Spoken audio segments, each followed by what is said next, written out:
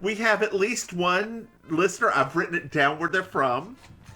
In Susanoo, which is between Tokyo and Nagoya. Oh, this is like a countryside Japanese. A little bit. And the other one is in... I wrote it down poorly, but just outside of the Tokyo megapolis. Do you think they're friends? Toward the countryside. Do you think that's how they... Do you think that's how we got two? You think they're friends and like one told the other about us? They're pretty far away from each other. They have social media just like we do. That's true. It could be, or it could be like some Americans over there. It could be... it could be like, if you think about it, right? Okay.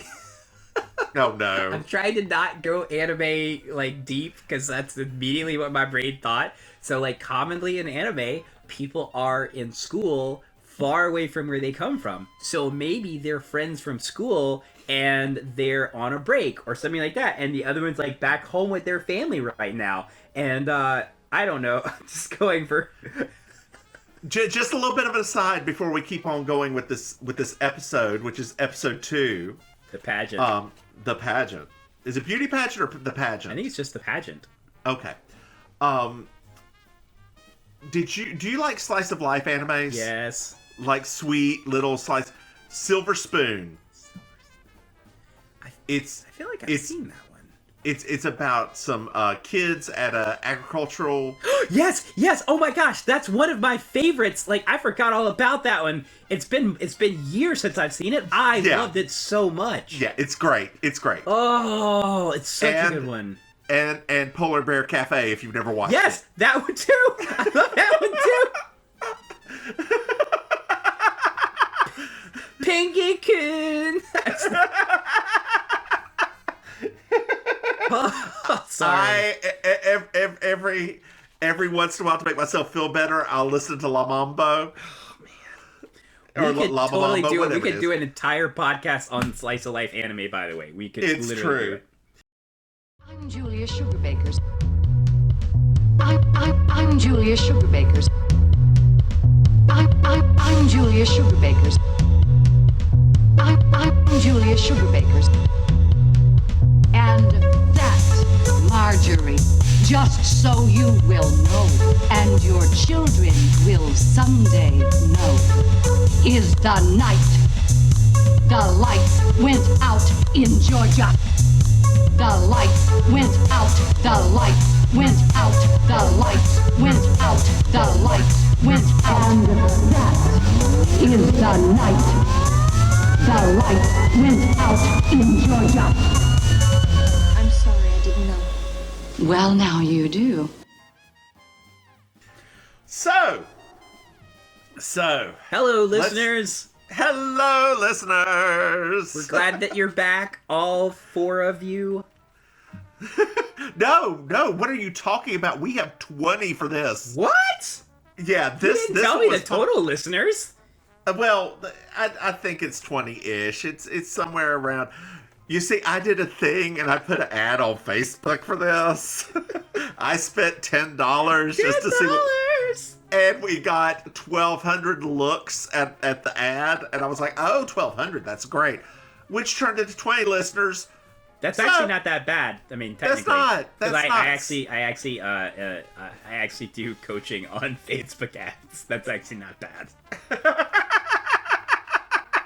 So welcome to our 20 listeners. Welcome, I don't know 20 how many of you listeners. actually subscribed, but hopefully you did. Yeah. And if you didn't, well, then you weren't listening to me right now. Or, they might be back, right? You never know. That's exactly right. That's awesome. Please like and subscribe or whatever you do to podcasts. us. Please like and subscribe us. That way we'll know. I mean, we're going to keep doing these regardless. So, but that would be good to know that we're not doing it into a void. That's exactly right. So, in starting this episode, I feel like the title should be "The Search for Meshach Taylor," because he's still not here. Well, we can't. I mean, like, we could definitely point out that Meshach is still not on here, but I mean, it's a slow burn. It's building up. We're still establishing the female dynamics. So that's absolutely true. We don't need to be throwing in no Meshach Taylor into the mix because we don't need a gay man. Something like that. So we open on Charlene and her chair again. Ugh, that chair.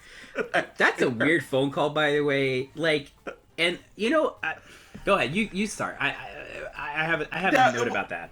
So she's on this call, and she's like, "Hey, okay, oh, yeah, bye." Hangs up, and then like Mary Jo asks her, well, "Who was that?" She's like, "I don't remember." And this is my problem. Number one for this episode. Right? She's like, "I don't know." So we then find out literally like 3 minutes later that she actually did know. It's that she didn't want to say. Right. And so for me, this was already like a little red flag. I was like, whoa. Yeah. You have this side gig, which, by the way, America, her side gig is with Kemper Cosmetics. Thank you. I was like, I don't want to flip pages. I have Kemper Cosmetics, who cosmetic company. They set it up. This sounds almost like a Mary Kay, and Julia really kind of shades it a little bit, and and basically kind of like makes it sound like it's weird, and I can't understand how you go into people's homes and give them makeovers, which I'm exactly like Julia there. Why are you going into other people's homes, this stuff? I have friends that do Mary Kay, and they love it, and they legitimately love it, and that's true. You know, and so I know that back then in the 80s, you know, if that actually wasn't an uncommon thing, not necessarily Mary Kay, but there were lots of those, right? I don't know if you remember this one from the 80s. Do you remember Princess House? Yeah. Like, I had cousins that did Princess House and had parties, and like my mom, like, she never sold it, but like they, you know, she helped like do the food for a couple of my family's Princess House parties. Like, I mean, there was also Avon. Yeah, it was like it was a thing. It was very prevalent. My aunt did something called Beauty Control. Oh, I remember Beauty Control. Yes. Isn't that a great name? I remember those catalogs because people used to give them to my mom, and she'd bring them home. And Beauty Control. Beauty Control. Yeah, no, it's. But what's funny is like, because Charlene said something in there. I don't know if you remember the joke about the lady she met at Carl's Jr.'s. Yeah. But the thing is she said that she said, "I met this lady at Carl's Jr. with a poor problem, and tonight I'm gonna go there and close him off." And I thought that is so great to me personally, because I was just like, why not, right? Like let's actually talk about it. Like, hey, some people actually don't know about makeup. Even to this day, there are people that are terrible with their makeup, and those kind of Mary Kay consultants and things like that, they actually help them. Well, and then as we're talking about makeup, who storms in but Suzanne? Oh, and we learn she's so upset. She's so upset. And but watching this episode in hindsight, now at the age that we are, boy. I think she was actually so she's upset because she's turning 30. 30. She says 29. She's actually turning 30. But I think she actually turned 30 in this episode. Like that's Yeah, I know. I think that's actually like, and actually it was really happening in real life. Yeah, and was it just me, or did they really like the styling age her up? Because I thought her face was perfect, but well, Eric, even for the 80s, her style was older. Yeah, but that's how everybody was styled. If you go back and look at, I don't know what it was about the 80s now, because I actually when she said that, I started remembering some of the sewing patterns that I came across from the 80s, and you saw this too when Mary Jo and her daughter are in the bathroom. Yeah, there was something about some of the 80s styles and fashions that were like very Little House on the Prairie, and like they just made women look much older than they actually were. I would also like to mention that this episode has my favorite of Julia's hairstyles. That part that it's like less on one side and more on the other, and it's a huge swoop. Yeah, I think it looks so good on Dixie Carter. It is my favorite of Julia's hairstyles. Yeah. Props to the hair and makeup for this episode. I do believe hair and makeup was the only Emmy that they were nominated for, or won, or something like that, if I'm not mistaken. Oh. they didn't have the same Emmy love that the Golden Girls did because, you know, Hollywood was not really into, that. So, Yeah. but I do remember that they did actually get some Emmy nominations for hair and makeup. Well, and then, like, Suzanne has her moment, and we find out that Charlene got news, and she tries to make Mary Jo guess. I hate when people do. By the way, when that happened, I completely related to Mary Jo. Not that I don't always Imagine. Shut up. But yeah, when people do that in life, like when they just give you no context, no anything, no clue, no nothing, and they say guess. Just like Mary Jo, I was like, that makes me crazy. Why do you do that? America that's listening, or the rest of the world, why do you ask people to guess things if they have no context for what they're guessing about? Well, if you guessed that Kemper Cosmetics has found their next Miss Preteen Georgia, you would have guessed correctly. And if you'd also have guessed somehow it was Mary Jo's daughter, Claudia, you would have also guessed correctly. So obviously, a little bit of our segue today, we're going to be talking about pageants a little bit as well, just because, you know. So, I think for me, the best line of the entire episode is when Mary Jo refers to it as it's like a breastathon at the Olympics, and and I thought, breastathon, my goodness, this is now the second episode where Mary Jo has talked about breast. Yes. 2 out of 2. Yes. Because we found out that Mary Jo really doesn't like beauty contests. No. She feels like they're exploitation. Nor does Julia. Who says... But Suzanne, who was a former Miss Georgia World, which is, I believe, actually a drag queen title. Yeah, because it was... Well, I mean, obviously, they have to be careful in how they do the phrasing, right? Yes. So, clearly, it would have been... If we were really calling it out, it would have been Miss Georgia Universe, because they're in the universe, the universe pageant thing there. Or Miss Georgia USA it would have been, technically, because that would have been the one that gets you into the Miss Universe. Yes, audience, I was a pageant person for a long time. Yes, he was. And she said she always walked down the runway in her swimsuit with her head held high, which came to one of my favorite Julia lines from this episode. You had to. The stays in that bra were so big that if you looked down, you would have gouged yourself. Yes.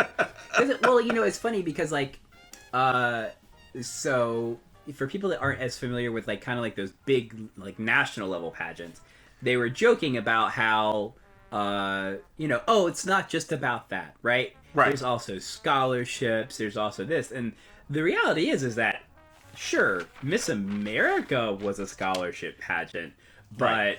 Miss Universe, Miss USA, they were really beauty pageants. Like it was really about that, and I thought it was funny because even talking about tuition, my favorite line of this episode was Julia saying talking about tuition and said that it was degrading that women had to even do this for tuition, in which she said, "Why aren't Bob, Frank, and Ted flexing their tushies for tuition?" And I thought, Lord. Because men like Julia, Mary Jo, men would never do this. No. To which Charlene and Suzanne say, "Are you calling men smarter?" And Mary Jo was like, "In this, yes." They did. I was like, whoa! That caught me off guard. And Suzanne replies, "Well, it's not like it's Playboy." And... Oof. I actually have some notes about this. We're going to do a little segue about this that I thought the audience would love to know a little backstory. Go ahead. In terms of, you know, they start talking about, obviously, the segues a little bit into pornography, right? Like, Hefner, Playboy, the whole thing. And it was really funny because as I was listening to it, I thought to myself, we have such a different perspective, right? Because we're two drag queens and we're two gay men. And so, as Julia was talking about that, I thought, what was the other side of the coin in terms of our culture, right? Our gay culture. And so I actually looked it up, right? And so this is really fun. So the very first gay, if you want to say like gay pornography, so to speak, Do you know it started in the 1940s? Wow. Right. So here's what's great, right? This show is in the mid 80s. So I was like, wow, when did our exploitation of the male form start? Other than ancient culture, obviously. So Right. there's this guy, I know you'll like this. There's a guy named Bob Miser.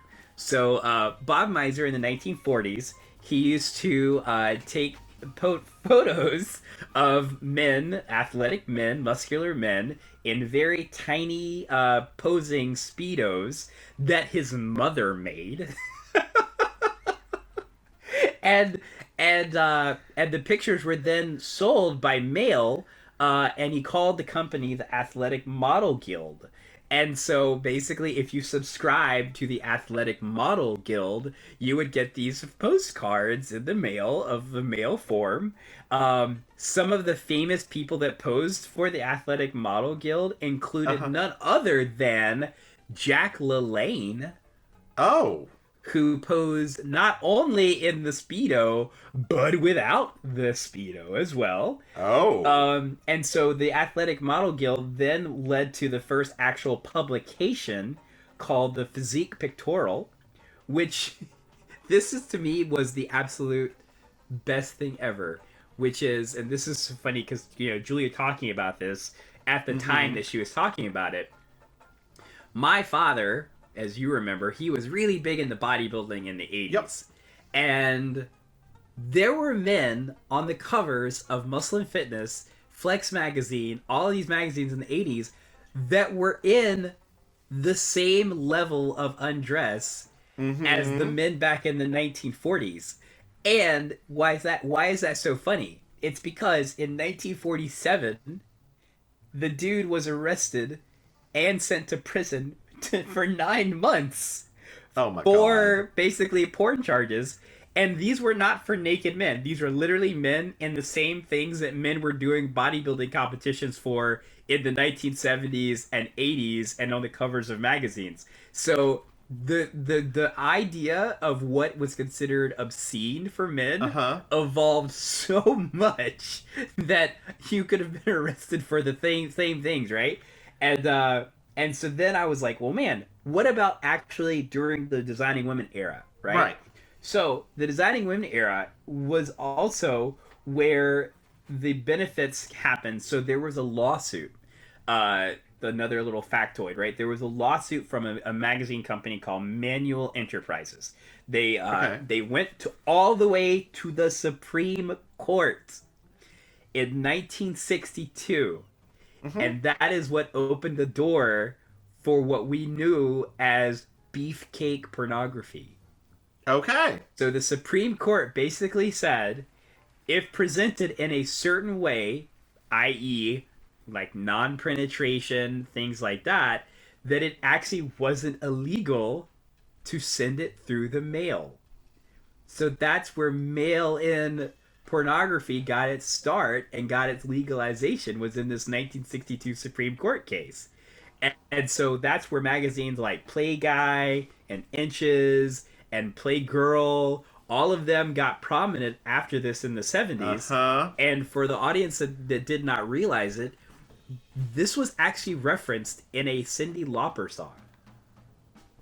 Okay. So if you remember the song She Bop, which is about female masturbation, she actually talks about looking at the men in the pages of a Blue Boy magazine. Okay. So I thought it was just funny because as Julia was talking about how you'll never see men in this kind of way, I was like, oh, wait. For our people in the mid-'80s, this had been the status quo now for 20 years. When you were talking about the dude in the 40s with the Speedos, Yeah. I was just picturing, what is the Marilyn Monroe movie with the... Which one? It's got the scene with the swimming. Oh, you're talking about Gentlemen Prefer Blondes. Yes. Yeah, that's when Jane Russell does the song. Yes, it's Jane Russell does song. I like yes. big muscles and red corpuscles. I love a beautiful, handsome man. Yes. Yes. Yeah, it's called Anyone Here for Love. So segue audience, sorry for this. Anyone Here for Love was part of Gentlemen Prefer Blondes, and the scene revolved around Jane Russell being surrounded by the men's gymnastic and Olympics team that was on the boat going over to Europe for the Olympics. And there's a giant number, which I know by heart, and we're not going to sing it here on the air, but it's literally... because copyright. Because copyright. And basically, like, it's... For me, I actually thought it was essentially the very first himbo anthem, right? Because women love to talk about himbos at this point. Yeah. Like, Jane Russell basically did the original anthem to himbos. Yep. And the men in the video were essentially behaving like himbos. And they were just, it was just perfect. So yeah, so segue, that was us talking about how, on the flip side of the coin to Julia's rant about men not putting their wares out there, she obviously had never picked up an issue of Blue Boy magazine like Cyndi Lauper had at the time. Well, and then Mary Jo goes, well, it's fine, I'll just never tell Claudia. Oy, this another moment where Charlene is being weirdly secretive. Yeah, and Charlene was like, well, she's the one who gave me the pictures. Charlie would no longer be my friend. I would have actually been so angry that would have been not a good time. Like, no. And they kind of treated it like, Charlene's being silly again, but I was like, but that's a major I feel like Mary Jo, Julia pulled her aside and said, hey, if you ever do that again, you're fired. Like, as a boss, I felt like that too. I was like, this feels like if it was a real world scenario and not a situational comedy, that actually would have been a kind of a big deal. Right. But it's Charlene, so how can anybody be mad at Charlene? So now we to Mary Jo's house, where we meet Claudia and Quentin, her children. Quentin is so cute. Her and Claudia are having a conversation about why can't she go do this pageant, and then Quentin comes in and has his little piece. I did a little research on Quentin. Okay. He's played by someone named Brian Lando, who is a producer of reality competition things like Guys Grocery Games and A Very Brady Renovation. Oh my gosh, that's great! Yeah, it is. Oh, that makes me happy, because he was such a cute little kid there that, like, I didn't even think about him. I was more focused on Claudia, but that's actually great, because 80s kid actors did not have happy endings like that. No, they did not. Claudia did a few, like, bit pieces throughout the years, so I didn't really, nothing to... Anyway. I can't believe she's not been in a Hallmark movie at this point, like... Well, there's no picture of her on IMDb, so I'm wondering if the fates were not... Oh. So, Mary Jo eventually gets worn down and lets Claudia do it. And then there's a little bit of hypocrisy there. Oh, I wrote that down too. you go ahead, then. You go ahead. So... So that's when we're sitting there and Mary Jo is talking about how even if she does the pageant, she has to remember this is not their values and that their lives are not to be led by superficial pursuits. Meanwhile, if you've watched the episode, as we want you to watch it on Hulu, please subscribe to Hulu to watch this. Not sponsored. But as that's happening, Mary Jo is putting on her night cream. She's getting her face ready for bed. She's doing all the things that, you know, women do to try to stay beautiful. Because at this point in time, we have not reached that point in female liberation where a woman can actually just be beautiful for the sake of her own self-worth. So it's implied that Mary Jo is doing it not for her own self-worth, but for superficial outside influences. Right. And so I thought, like, in watching this, that this would be the perfect point for a commercial break, because we're but it's not. We then suddenly we're at the pageant. So this is something that I was I was confused about, right? Because I don't know about the rest of our audience or our listeners, but as an avid watcher of Toddlers and Tiaras, I had shut up. I had never really seen like a 2-day kind of thing, like Yeah. part of it, but not for like this age level at least of pageants. Right. So it was really weird that they announced like the finalists the night before the actual pageant, because I was like, surely the pageant itself won't take that long. Did they really have to split it up over 2 days? And I mean, so we should say that what Claudia's what 12ish. She's like 12ish. She's like because they called it preteen, so she had to be 11 or 12ish. Right. And the person who announces the is the former, or sorry, the current Miss Georgia World. Marjorie Lee Winnick. Ooh. Yes. Marjorie Lee Winnick. Lord. I mean, you know what though? I watched this episode twice, so I watched it early in the week and I watched it again earlier today. Oh, same. Aw. You know what was funny to me, and I thought about this long and hard, but I really realized that Marjorie represented the shift in the Republican Party and what they valued in terms of women and beauty standards. And she's blonde, she's tall. She's blonde, she's tall, she's thin. And I was like, oh my gosh, she's like a Fox News anchor. Like, as soon as it was happening, I was like, oh, because Suzanne definitely represented the Southern beauty standard between, like, Gone with the Wind and the 1980s. Yep. Hi, Divine Miss Mims here. If you're enjoying this nonsense, you can follow us at MrMahaffey on Twitter, Facebook, or Instagram, and drop us a line in our DMs. Also, to our Patreon supporters, thank you. We couldn't do this without you. So one thing that I noticed was that Mary Jo, as each one of these children are being called, is critiquing the heck out of them. They start becoming bullies.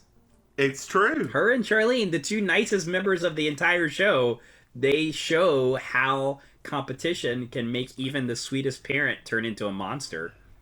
Do you really think Charlene's one of the nicest ones? I think if you had to rank the four of them, Mary Jo and Charlene, just by their nature, are the nicer of the two of them. That's yeah, you're right. However, watching this, it shows the ugly side of competition and parenting, which, you know, this was not even that ugly. This was just kind of ugly. I'm going to say this now because Claudia makes it, and now we go to commercial. And while we're at commercial, I would just like to say that this episode, I've seen this episode multiple times, but never through a little bit of an analytical eye. I do not enjoy the Mary Jo and the Charlene's parts as much as I do when Suzanne and Julie are there. And that's not true for future episodes. No. Well, that said though, like they're given very specific roles in this episode, right? True. Like for example, I don't know if you picked up on it, but there was a little bit of a racial tinge in Mary Jo's critiques. So as Mary Jo is going through the different girls, she talks about the hips on one of the girls. And at first you're kind of thinking to yourself, like, you know, whatever. She's talking about all of these young girls who are, by the way, preteen women. Yep. And so as she's doing that, she talks about the hips on one. And then when you realize when they do the pan up as the fourth runner-up comes up on stage, she's talking about the only black female contestant out of the four of them. And I realized as I was watching it, I was like, oh my gosh, this is still part of that sexualization of female black bodies. And even when we're doing it in a light-hearted way, it still made its way into this episode. So uncomfortable, too. Yeah. I was like, why would you be even talking about her in this way? Because these are not even teen girls. These are preteen girls. Right. So I thought I thought, man, because the thing is, right? Like, obviously, we know America. We're not talking about actual Mary Jo. We're talking about the writers of the show. And the fact is that the child that was cast to reflect the lineup of the people was the only black female on the show in that moment. So it was like, oi, this is where the show is gonna get kind of crazy, because we're gonna probably say a few things that listening that are fans of the show might not like, and you might think we're reading into it, but these are things that have to be talked about, because this is a major moment in the show where you actually see them kind of turning into little bit monsters. And the fact is that they're sexualizing a preteen black female in this lineup when they don't do the same thing for the rest of the girls. Right. So now we're back at Sugar Bakers. Sugar Bakers. And Claudia and Suzanne are Charlene and Suzanne are coaching Claudia. Yes. Oh man. Pretend there's a board up your spine. Yeah. Woo! God. Can you imagine? Like, I actually thought about this because I remember watching the girls practice for the pageants in our high school. I remember, the different pageants that we used to go to. Well, I hosted the ones in our senior year because apparently that was a skill that I didn't know I had. And I remember the practicing for it, and I remember that was like still a thing, right? 1997, the South, that was still a thing. Balancing a book on your head and all of that stuff was still a thing. What are you talking about? It's still a thing. I know. Like 2021. It's still a thing. It's still a thing. Isn't like it these interesting, small though? southern towns. I think it's interesting in a way. Queens. Huh? It's interesting though when you think about it, right? Like the things that survive the eras, right? Like how is that still? Obviously, we know that there are people that win these pageants and win these titles now that are not conventionally like what you would imagine. Like there have been some trans females that have won their high school pageants, and males as well. But it's still a thing that's there. It's still a thing that people are competing for to this day, and you're kind of still scratching your head of like, is that really the best thing for everybody's self-esteem? Like, and the one thing I got from this little scene, this little vignette, is Claudia seems to like Julia the most out of all of them. Like, seems to get what Julia's selling more than her mom, more than Suzanne. Like, well, if you remember, more than Charlene. Julia is the only one that she calls aunt.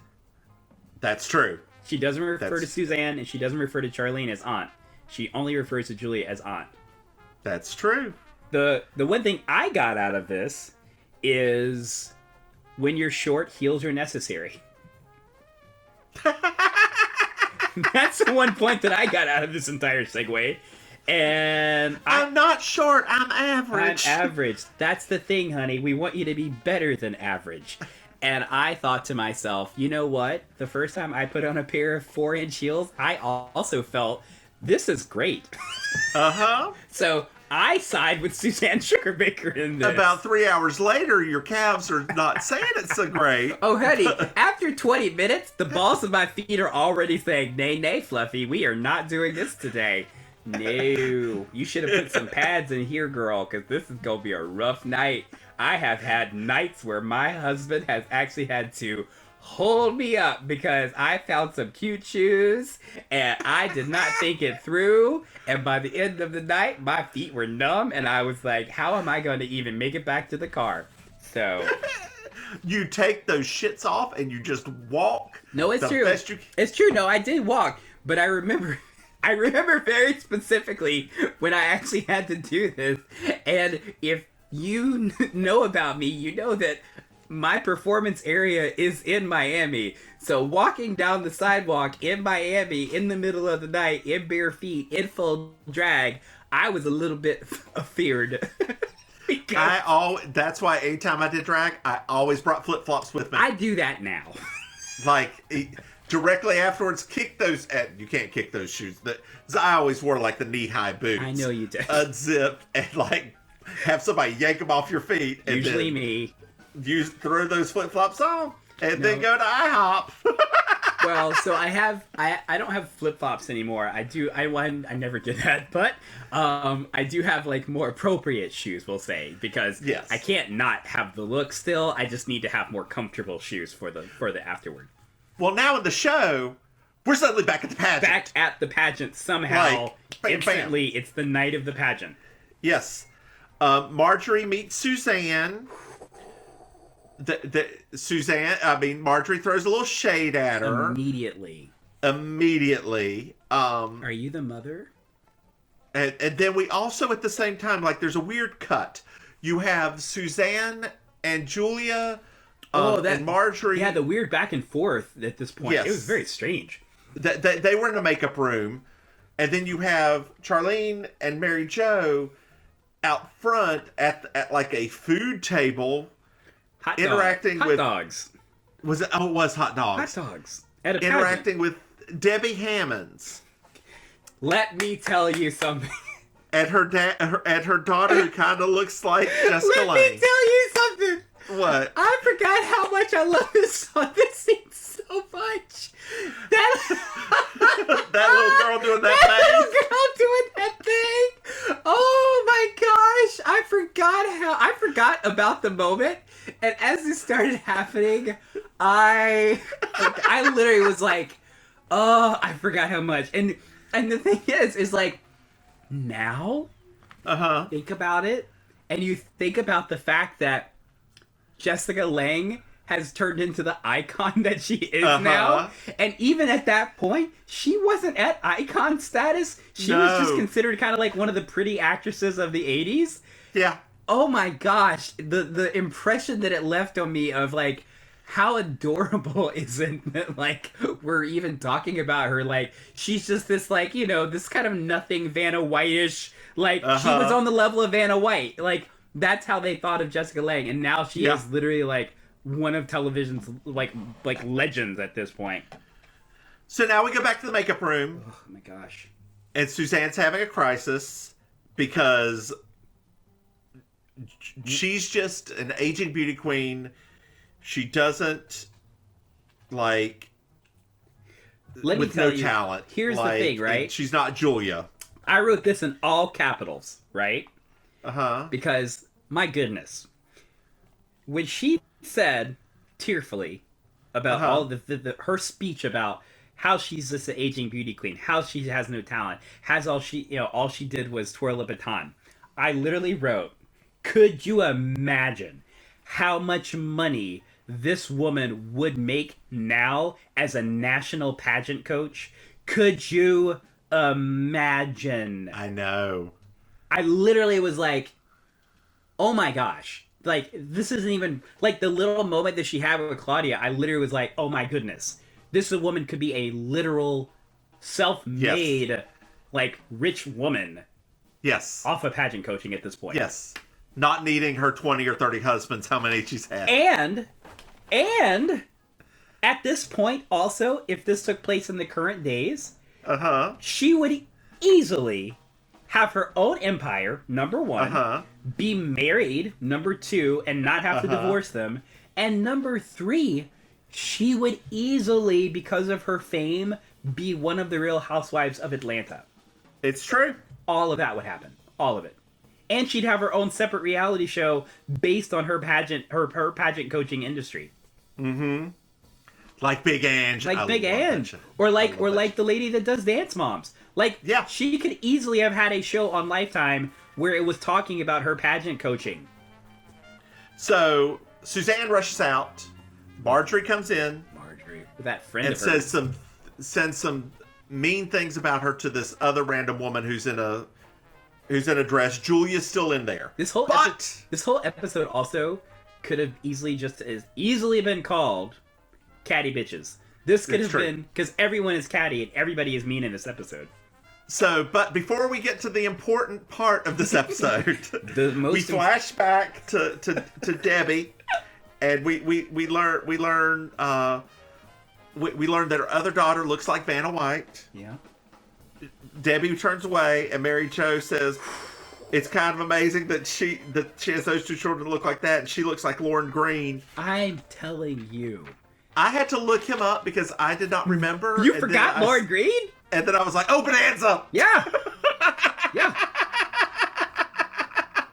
Like, when she said the line, I was like, oh my God, that is a really mean line. So at first, I thought Debbie was being played by really young Ellen because she kind of looks like her, but it's not. It's not. It's not. No. It's not. So, and then Mary Jo and Charlene both have a little bit of self-actualization and realize that they're being mean. And that's all that's said about it for the rest of the That was literally it. I can't. This episode's so weird. I feel so many conflicting feelings on this episode. It's just like, as an adult, it's just really a weird thing to watch. So now we go back to the makeup room. Ooh, America, And this is it. This is the moment. Julia confronts Marjorie and gives the most famous speech Of the entire in designing show. women history. The whole show. This is the second episode, America. Right. And this is the moment that every person knows by heart. And that is the night the lights went out in Georgia. I think for me, this is something that I never noticed until, I guess, us rewatching it and doing analyzing now, is I never noticed how much the insertion of names became, right? Like when she says, and just so you know, Marjorie, and your children will know. Like, I never noticed, because like last week, right? Ray Dawn Simpson. I was like, I'm going to start paying attention to this. Is this a thing that is a constant? Or is this kind of like in the early part of the show that they wrote them like this? I would like to give a little spoiler to you and the listeners. When I was doing research on this episode, Ray Dawn's in another episode. Oh no, Ray Dawn comes back.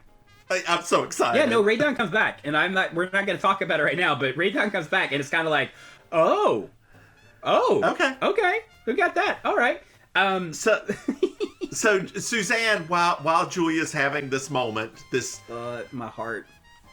Suzanne looks in and is like, "Oh, my sister loves me." My heart just was like every time, because every time. And you know what? Kudos to you, Delta Burke, because your physical acting there and the look on her face and everything. I'm almost choking up. It was beautiful because if I didn't know better, I would have said this was a real moment that just happened. Yep. So we then go back to the pageant. Claudia's up there answering her question. Can I please just say this line? Hold on just one second. Let me close the door real quick because the dog's barking. My favorite part of this is like when she says, "The truth is, I don't want to be like Jane Pauley." Not that she doesn't want, that she really wants to be a dancer in Vegas. Like ladies in Vegas. I was like, and I loved it because I was just like, once again, right? These are things as adults that are just amazing because, you know, like she said it as if she shouldn't say it, right? You shouldn't want that, right? Because I used to have this thought, and when she said that, it reminded me of when I used to think this back in college, right? Which was, because, you know, we had friends that did dance, right? Like, did dance since they were little girls. And so in college, I remember going to see their shows. Like, because one of our friends we went to high school with, I also went to college with. And I remember going to see her shows. And I used to think to myself, what is the end game? Right? Like, what is the end game? You love dancing, and I don't want you to not do what you love.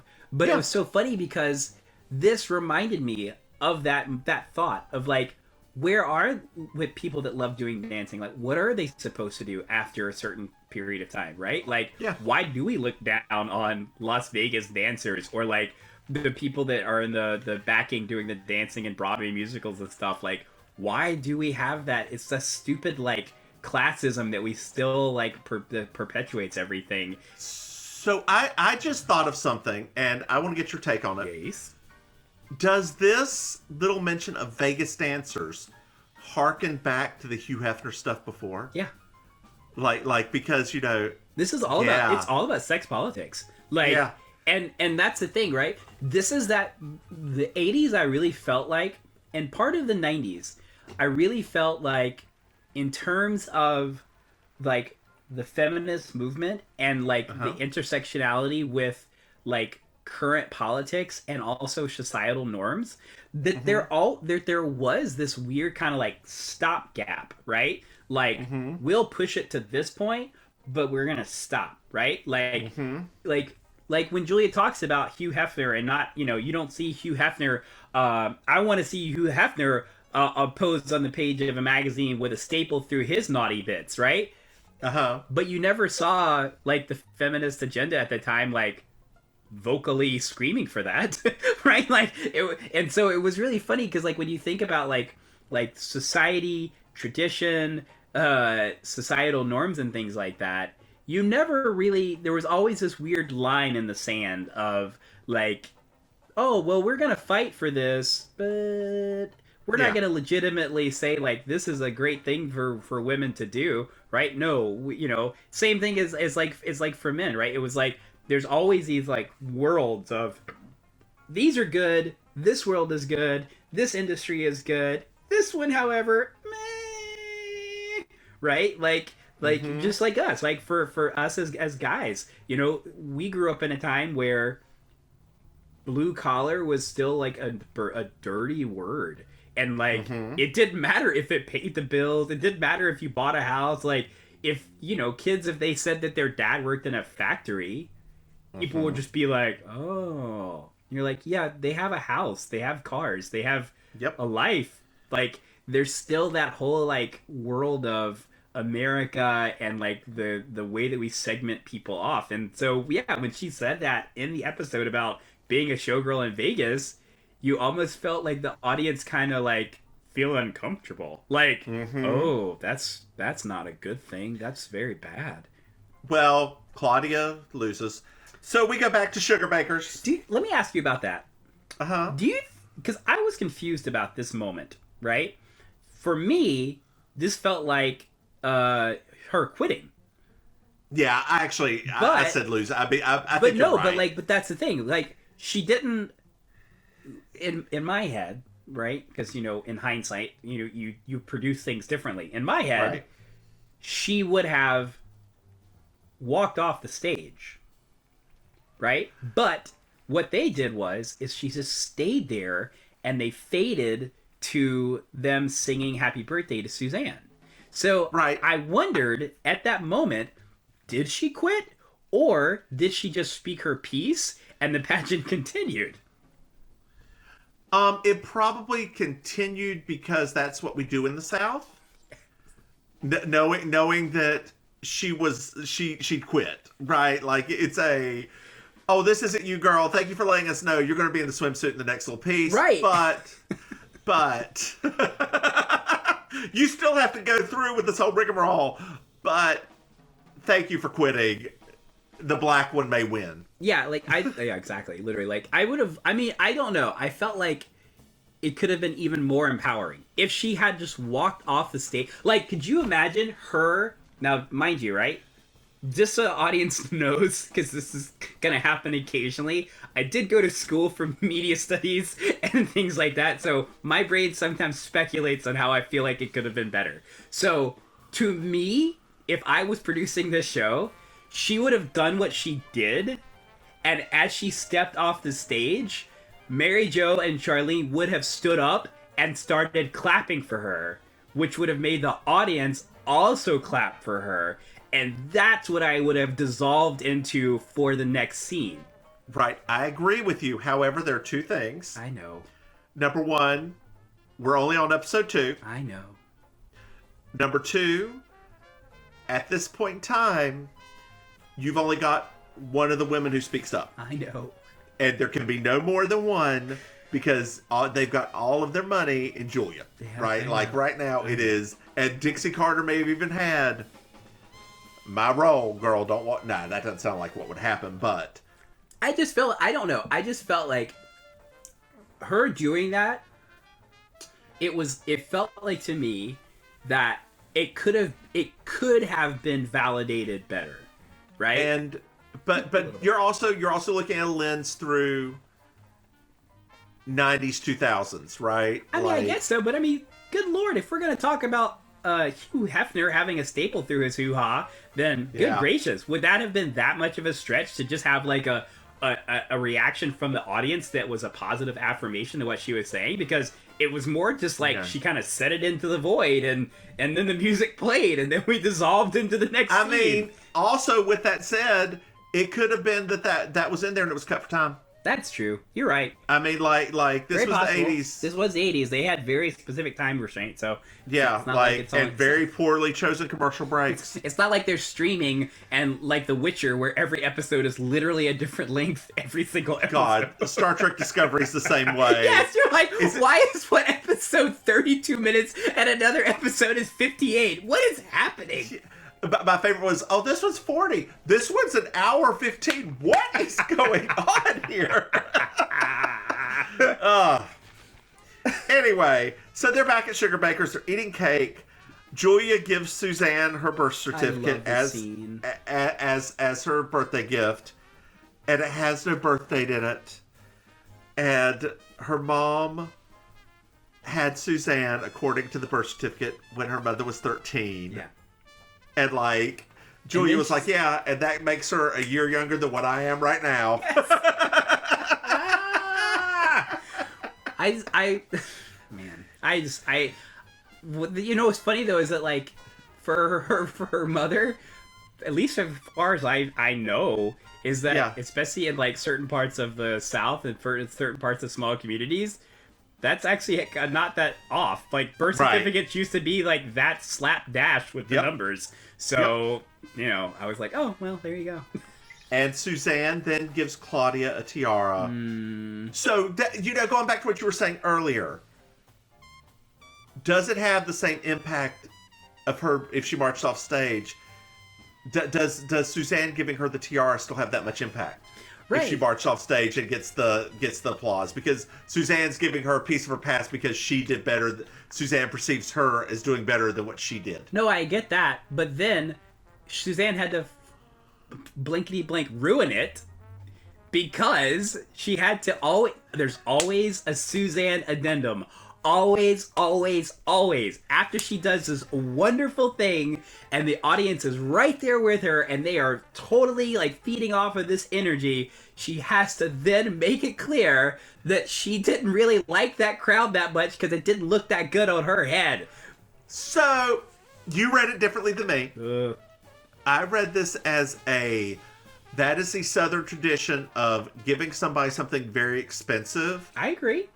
And saying, oh, I didn't want it anyway. I didn't need that anyway. It's yours now. No. That is a very Southern thing to do. I know that. Just like you know that. However, within the context of what we're trying to establish for these characters, they will not give Suzanne a break. She cannot just come off as being who she actually is, which is a warm and giving person. They always have that. They always give her an addendum. It's like, if you think she's doing this completely wholeheartedly. So I have a note here. No. That Mary Jo's outfit in the scene, that frumpy coat, that long ass skirt, those little boots, is so on trend today. I know. I know. They just had there was a meme about like some kind of like somebody did a screen capture of like clothes in Target and like what they look like, and I was like, wait, that's actually like what she was wearing. Yup. So everything old is new again. Yeah. So Charlene and Mary Jo leaves. Suzanne thanks Julia for being her big sister. It was so sweet. And then she, as Julia's walking up the stairs, she says. Suzanne's already outside. She says, I still say 30. And you hear Delta Burke go, 29! from outside. And it ends with pictures of Delta Burke. I know. Over the credits. And then ending with Jessica Lange Girl. Yep. Which is so weird. It's so very weird. I was like, because at first I was like, oh, I forgot that they had like a little montage of when she actually did pageants, and then I was like, I was having a moment, and then that happened, and I was like, why is that there? Isn't it? Aren't they playing Isn't She Lovely? Yeah, Stevie, and they bought it. They paid for the rights. It's Stevie Wonder's version of Isn't She Lovely? Yeah, it is. It is. It is. Oh God. So yeah. So that is episode 2. Yeah. We should probably start doing a "What did you think of the episode" at the end of this. What did you think of the episode? I mean, I don't know. We kind of keep stopping halfway through and doing that anyway. That's true. So that's why it's so long. So do you want to start doing a "Did you like the episode?" Yes or no? Yeah, we'll just do like a "Did you like it?" Yes or no? Okay. Did I like this episode? Let's do this. Actually, we'll do a yes and a yes and a no and, right? Okay. Because there's always going to be a yes and a no about each episode. Did I like this episode? Yes, because it did a better job than the first episode of establishing that Suzanne and her sister Julia actually do love each other, right? That was not that clear in the first episode, and it was really just more of Julia picking on Suzanne. So I really did like that about this episode.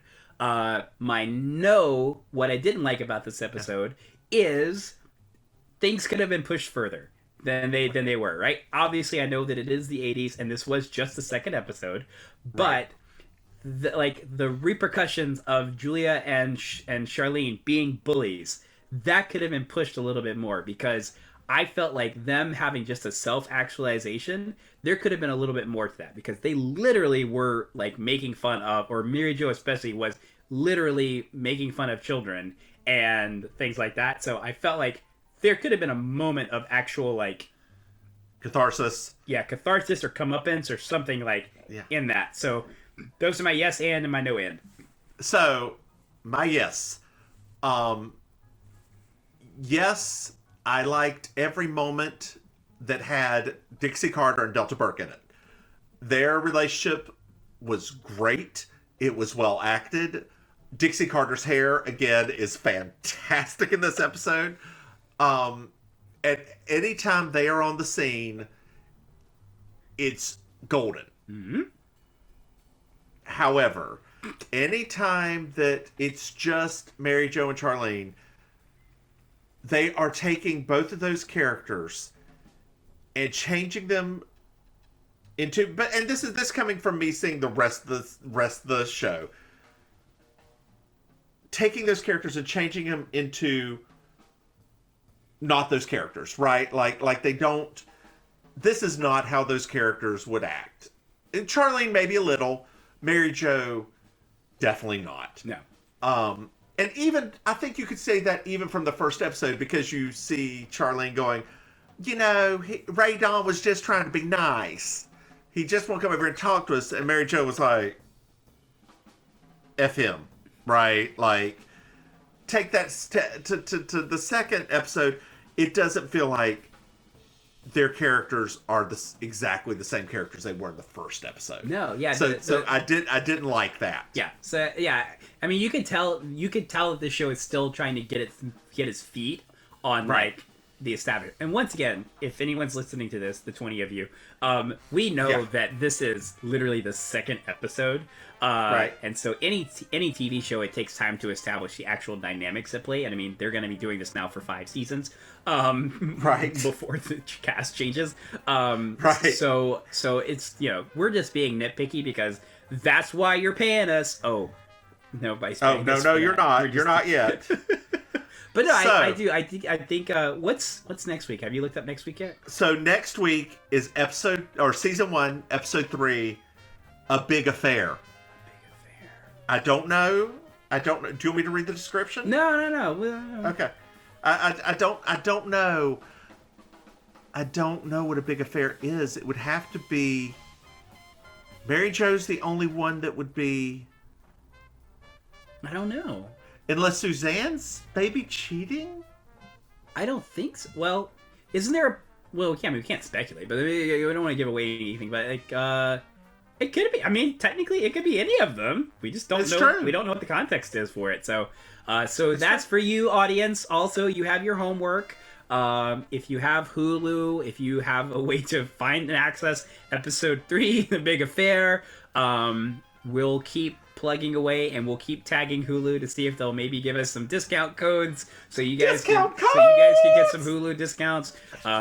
If you tell more of your friends about us, then we can have a justification for getting more subscriptions or pinging all of these different people. But hopefully you have enjoyed episode 2 of Baking Sugar, a Designing Women podcast.